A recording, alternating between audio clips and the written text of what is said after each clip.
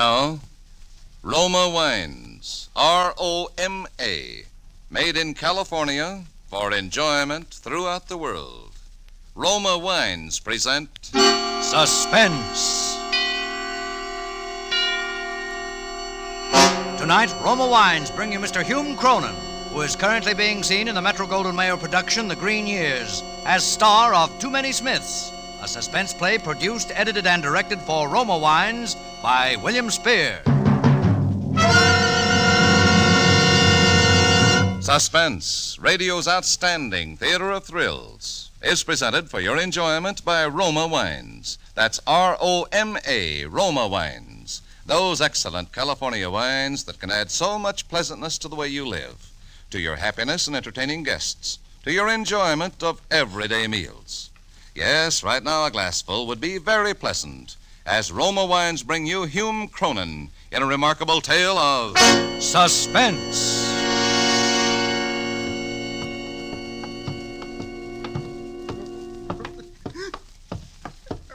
Right in here, Doc. What happened, Sergeant Hurley? I picked this guy up in a depot. We've been looking for him for 3 days. He's standing in the crowd screaming somebody made a sucker out of him, getting violent. Well, I better have a look at him. All right, now. No one's going to hurt you. She made a sucker out of me. There he goes again. Who made a sucker out of you? Yeah, sure, she made a sucker out of me. Hand me my bag. Here. What are you going to do, Doc? Give him something to quiet him down. You think he's pulling an act? It's hard to tell. Maybe temporary insanity. Yeah, pull up his sleeve. Come on, you. Easy. Come on. She made a sucker out of me. Who did? Who made a sucker out of me? Fate. It was fate, I tell you. Yeah, that was it, a gag. This guy's crazy. Maybe. Yeah, that's far enough. Hold him. There. Will that stuff put him to sleep? Should. How long will he be under? About 10 hours. Okay. She ran out on me. She left me flat. It's starting to work. Mm-hmm. Very fast reaction. I'll come back and question him later. And what's he in for? Murder? Who'd he kill? Some cheap confidence mug, but the motive we haven't got. You see, Wallingford's my name. Charles Richard Wallingford. Yeah, don't call me Smith. Hey, get that? He's talking in his sleep. Sometimes they do under the influence of a sedative. Wallingford. Especially when they have something on their conscience they want to get rid of. I'd better take notes. And you stay here as a witness, Doc. Yeah, that's me, Charles Richard Wallingford. But don't let that fancy moniker fool you. No, sir, I'm no banker or executive. I'm just a guy who worked in a porter in a big office building downtown. But I don't want you to think I didn't have any ambition. No. I know that someday I'd get my break, and when I did, there was nothing going to stop me from going places. No, sir, not a thing. Now, take that night, for instance. It was 6 o'clock, and most of the offices were emptying out. I had my broom and mop, and I was ready to start cleaning the office of P.J. Rogers. P.J., he's the president of the Apex Advertising Agency. I always like to start with the top boys. I looked around P.J.'s office. Soft, easy chairs. Lots of buttons to push to make people jump. Yeah, this would be the life. Well, I started my broom going. I swept around, and I bent down to pick up the wastebasket. And a piece of torn paper caught my eye. Now get this. I don't know whether it was fate or just plain curiosity, but I read what was written on it. It was a memorandum from the desk of S.M. Parry to P.J. Rogers, and it said, "The judges have decided that the winner of the toothpaste contest is Pat Smith of Boston." Now, I knew that was the Century toothpaste contest that just ended last week. 25,000 smackaroos to the winner. And this guy, Pat Smith of Boston, won it. Some guys have all the luck. Just for writing a slogan. $25,000, and this guy doesn't even know he won it yet. Yeah. He don't even know he won it. But I do. I got what's called an inspiration. According to the radio, the winner won't be announced until the 15th of this month. Today's only the 12th. Charlie, my boy. Charlie, my boy, I say to myself. When fate decides to hand you a break, who are you to turn it down?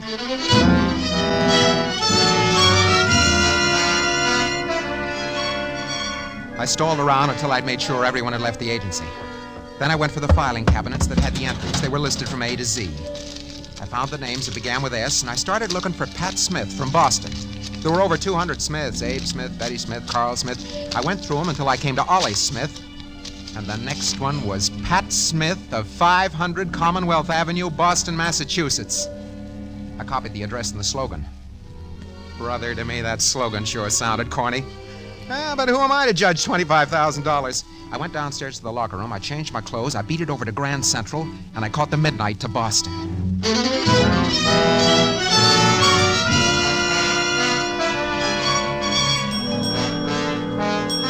Front boy. 500 Commonwealth Avenue is a big hotel with a sign reading, "For men only."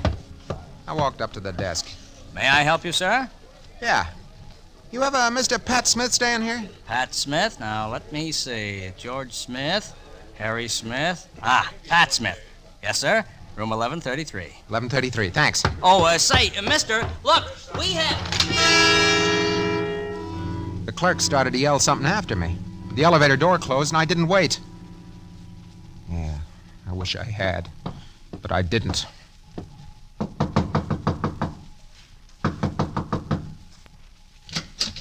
Yeah? Hello. My name's Wallingford. Charlie Wallingford. I'd like to talk to you. What about? About $25,000. This a joke? That kind of money isn't funny, mister. Come on in. Thanks.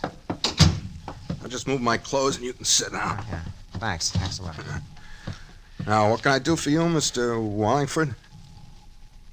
Mr. Smith, how would you like to make $12,500? That's a lot of money. It sure is. What do I have to do? You entered the Century Toothpaste contest, didn't you? The slogan contest? Yeah, how'd you know? I work for the people that run the contest. I see. And I can fix it so that you can win first prize. I'm beginning to understand. Good. Then I don't have to do any explaining. It isn't exactly legal, is it? Well, maybe not. I thought all these contests were run on the up and up. They are. This happens to be an unusual circumstance. I see. Somebody had to win. It might as well be you. Tell me, why of all the contestants did you happen to pick me? Oh, I don't know. Just chalk it up to fate. And suppose I don't agree to your proposition. Then I'll find somebody else who will. Simple as that? Yeah. All right. It's a deal, Mr. Wallingford. Just plain Charlie to all my business friends. Shake. Yeah. Well, I suppose you're busy. Not I'll at go. all. Well, don't you have some kind of job you got to get to? No. That's why I came to Boston. Oh. How long you been here? 2 days. Wait a minute. How come your entry had this address? Oh, I reserved this room a month ago. I've been using it as my mailing address. Oh, I see. Where you from, Pat? Nowhere in particular, just where my business takes me. You don't say. Got any family? No, not a soul. Maybe you have friends here in Boston, huh? Not a one. Gee, that's too bad. Why the look? Oh, nothing. I was just thinking. About the money? Right the first time. It's too bad our paths didn't cross before. Why's that? I think we'd have made a good team. What's your racket? Stocks and bonds. Sell 'em? Uh-huh. Legitimate? What do you think? I don't. Say, isn't contests out of your alley? It's just a hobby. But sometimes they pay off, huh? Well, come on, let's blow this place. We'll really celebrate our little deal. Sure, anything you say.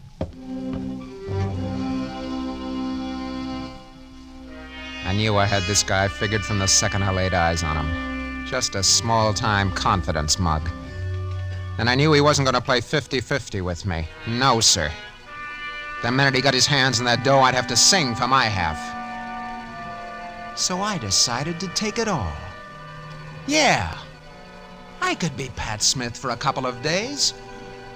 And just so there wouldn't be too many Smiths, I'd fix this one up with a one-way ticket.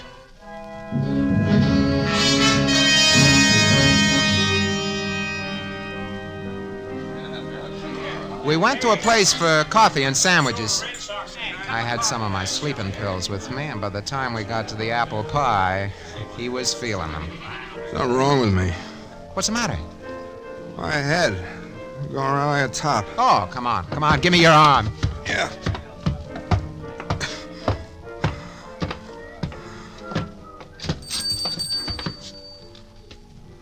Yeah, here we are. The air will straighten you out.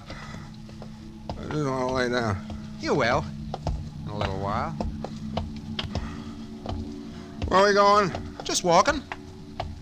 I want to lay down. Oh, hey, take it easy. Hey, easy. Yeah, stand up. Hey, why are we walking out on this dock? Just to get you some air. Bring you around. All right. Hey there. Yeah? What's wrong, mister? Well, nothing, officer. My friend here isn't feeling very good. Oh, yeah? But let me have a look at him. Sure. Hey, wake up. I just want to lay down. Okay, mister. I just want to check up. Lots of funny things happen around here at night. Oh, you can't be too careful. No, sir. Good night, officer. Good night. I waited until the cop disappeared into the fog. Smith had passed completely out of the picture. Dragged him down to the end of the dock. I looked around me and I found a piece of lead pipe and that was over. I stripped off his clothes and I changed with him. I stuck the pipe under his belt and I pushed him into the water. I watched his body sink. Then I left the dock. I went back to the hotel and I went up to Smith's room and after a while I went to sleep.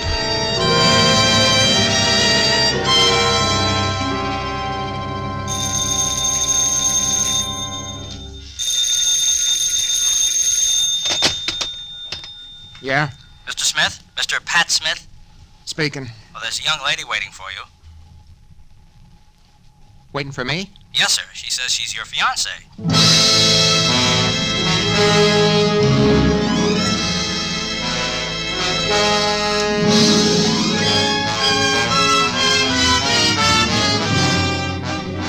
For Suspense, Roma Wines are bringing you as star Hume Cronyn in Too Many Smiths by Arthur L. Gray. Roma Wines' presentation tonight in radio's outstanding theater of thrills, Suspense.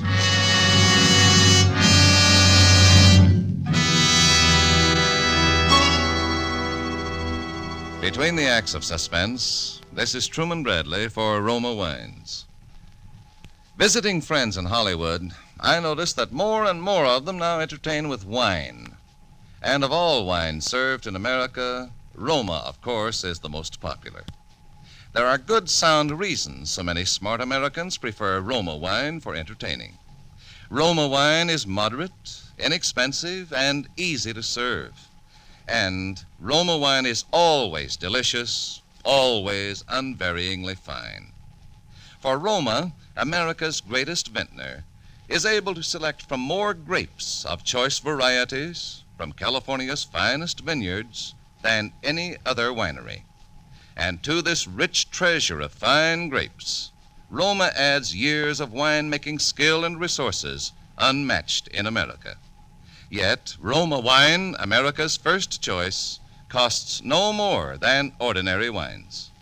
Right now, Roma dealers are featuring fine red Roma California table wines, Burgundy, Claret, Zinfandel.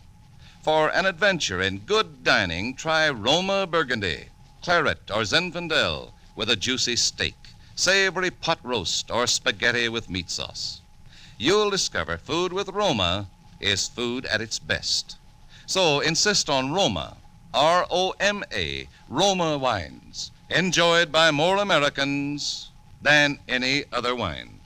And now, Roma Wines bring back to our Hollywood soundstage Hume Cronyn in Too Many Smiths, a tale well calculated to keep you in suspense.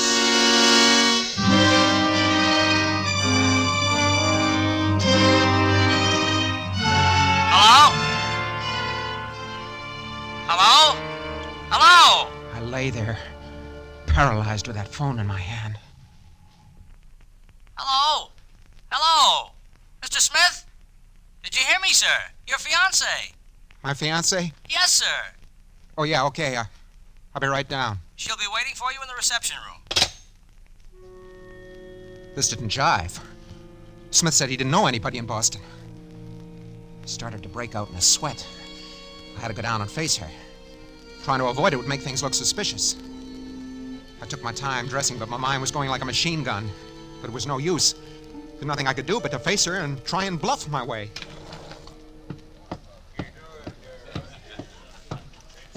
Pardon me, miss. You looking for Pat Smith? Yes. Well, I'm Pat Smith. Oh, I'm afraid there must be some mistake. I guess there is. Yes, the Mr. Smith I'm looking for is my fiancé. You sure he's registered in this hotel? I am very sure. Well... Oh, how foolish of me. There must be two Pat Smiths here. You and my fiancé. Yeah, of course. Yeah. I never thought of that. It's such a big hotel. I'll ask the clerk. Yeah, do that. Oh, goodbye, Mr. Smith. I'm awfully sorry I disturbed you. But that's okay. Two Pat Smiths. That was something I hadn't counted on. I watched her cross the lobby to the desk. She spoke to the clerk. He smiled and picked up the phone. The dame sat down and waited. In a few minutes, a middle-aged guy walks up to the desk, and the clerk pointed out this dame to him. I took a good look at this other Pat Smith, and I beat it into the elevator and went upstairs to my room. I headed for the desk, and I started going through the late Pat Smith's things. I found his papers, and then I saw what I was looking for. A copy of the slogan he'd written. Oh, brother, I breathed a sigh of relief. It was the same as the one I'd copied from the agency's files. Fate is sure sticking closer to me than a suspicious wife. That stupid clerk could have sent me to the wrong Smith, and if I'd knocked him off, I really would have been in a jam.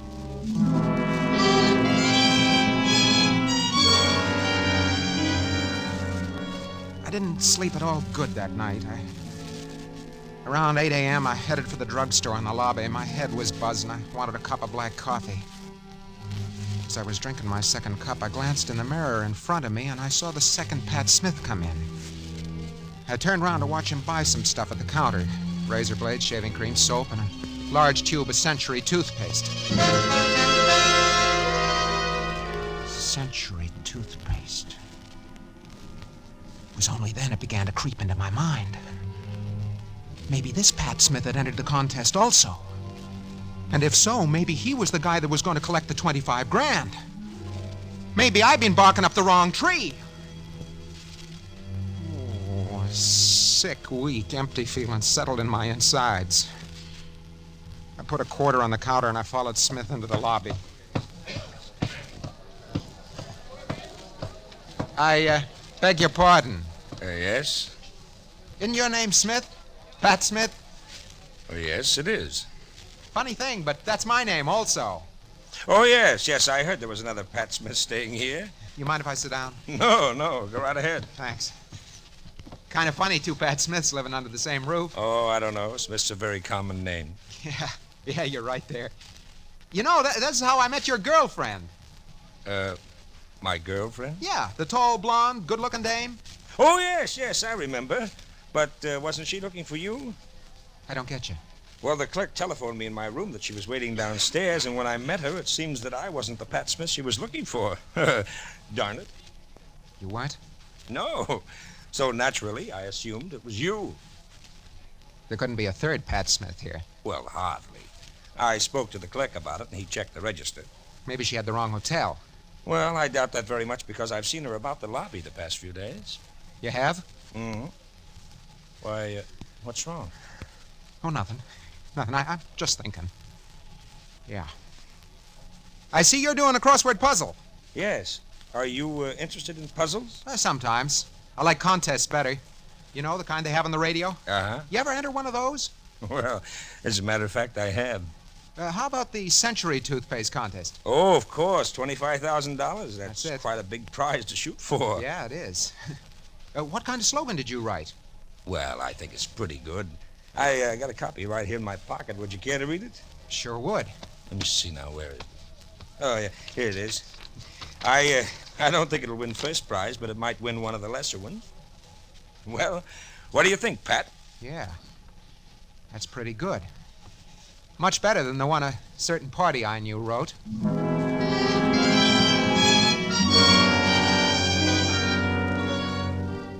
Didn't take no book critic to see that the slogan this Smith wrote was the better of the two. I was a fool. If I'd looked through the files at the agency more carefully, I'd have seen that there were two Smiths and which Smith won the dough. I was in a tough spot. Tonight at 10, they were going to announce the winner. I had just 6 hours to figure out an angle or lose 25 grand. Hello? Hello, Mr. Smith. Who's this? Mr. Smith's fiancée. Remember? Yeah, I remember. What do you want? I think you and I better have a little talk. What about? About my fiancé. Where are you? In the lounge. I'll be right down.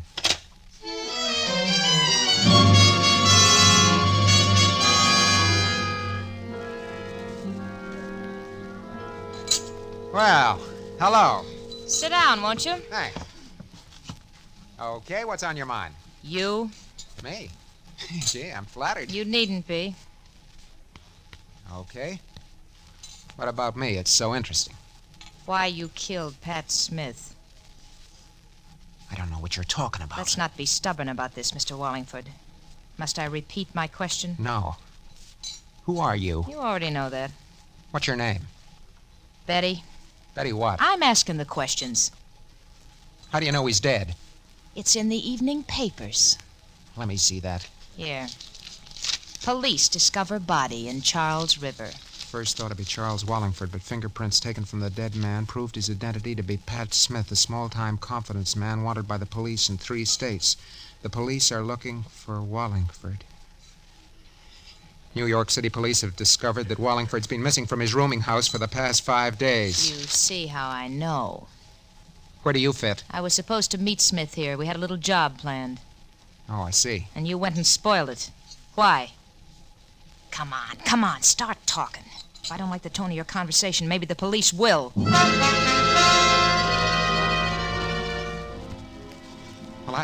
I couldn't see any way out but to tell her the whole story. I couldn't bluff. I was scared, and she knew it. She didn't say anything while I was talking. She just sits and stares at me. I always told Pat those contests would be the death of him. Well, that's how it is. This other guy will collect all the dough. You giving up so easily? You have any ideas? $25,000. I was a fool to get mixed up in this in the first place. Are you sure this Smith is going to win? It can't be anyone else. Ah. Well, you've gone so far. Why not take another step? What do you mean? I met this other Smith just as I met you. Yeah, I know that. And from the way his eyes lit up, I could see he was kind of sorry I wasn't his fiancée. So? I don't think Mr. Smith would mind very much taking a walk with me down by the river. Maybe holding hands. I see what you mean. Just the way you did the other job. Well, I don't know. You scared? No, I'm game. Good. Look, you get him on that dock. I'll take over from there. Don't worry. He'll be there. Yeah. By the time the cops fish him out of the river, we'll have the money and plenty of distance. You mean we go together? What's the matter? Don't I appeal to you? Oh, sure. Now, wait here. I'm going to phone him and cast out the bait. Okay. Here's hoping he bites. Don't worry, he will. I watched her walk out of the lounge to the phone booth across the lobby. Every eye in the joint on her. I knew Smith didn't have a chance. And if I hung around her, I wouldn't either. Oh, she was murder, that dame. After this job was over, I was heading in the opposite direction. I could see her talking, and when she hung up, I could tell by the expression on her face that Smith was a cooked turkey. He'll be down in 5 minutes. You better beat it. Okay, baby. You're carrying the ball from now on. See you on the dock. I glanced back at the table, and she was sitting there calmly powdering her nose for the kill. Then fate stepped in again. I don't know why, but it suddenly hit me that maybe she was giving me the double cross. After all, how long do I know the dame? I went back into the lounge through the street entrance, and I managed to sneak into a booth behind the one she was sitting in. In a few minutes, Smith came in through the lobby entrance and walked over to her. Well, good evening. I came down as quickly as I could. So I see. I suppose my phone call surprised you. Oh, yes, indeed. I'll come to the point, Mr. Smith. Somebody is going to murder you. What? Please keep your voice down. Oh, I'm sorry, but in heaven's name, why would anyone want to murder me? For $25,000. I don't have that much money. You will. Look, I don't understand. The Century Toothpaste Contest. Yeah? You hit the jackpot. How do you know? The winner won't be announced until 10 tonight. I have a way of knowing these things. I'm going to call the police. Sit down, Mr. Smith. I got a better idea. She lowered her voice, but by straining, I got wind of what she was pulling. That was clear. She wanted the money, but without a murder rap. Then she was going to tip off the police about me, which would give her clear sailing with Smith and the dough. Yeah, she was clever, all right. But you know, it was funny. It didn't burn me up. I wasn't even sore. I was just tired and scared. I wanted to get away. Anywhere, so long as it was far from Boston. I had a few dollars left, so I beat it. I went to the railroad depot. My train didn't leave for an hour, so I walked around. I bought a paper. Oh, I felt like a punch-drunk fighter. I was licked, and I knew it. Fate had let me down, all right. I was through. While I was standing in the crowd, waiting for the gate to open, when I saw it. Right there on the front page, I saw it. I started to laugh. Yeah, I couldn't stop. There it was right there on the front page. I just broke up hysterics. Hey, officer! Officer! Hey, officer! I was tired. What's wrong with this man? You, what's the matter with you, buddy? Hey, you're Charles Wallingford, alias Pat Smith. You're wanted for murder.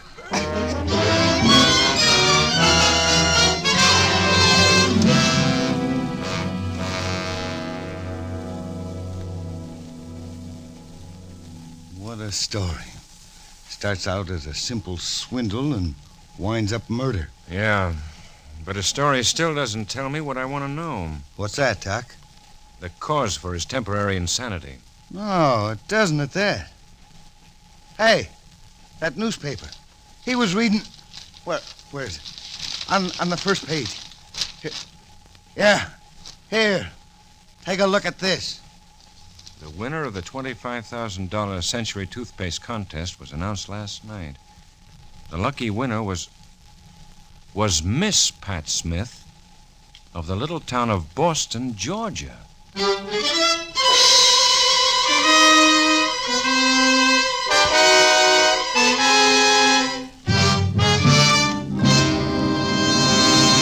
Suspense. Presented by Roma Wines, R-O-M-A. Made in California for enjoyment throughout the world. Just 2 more shopping days before Father's Day, June 16th.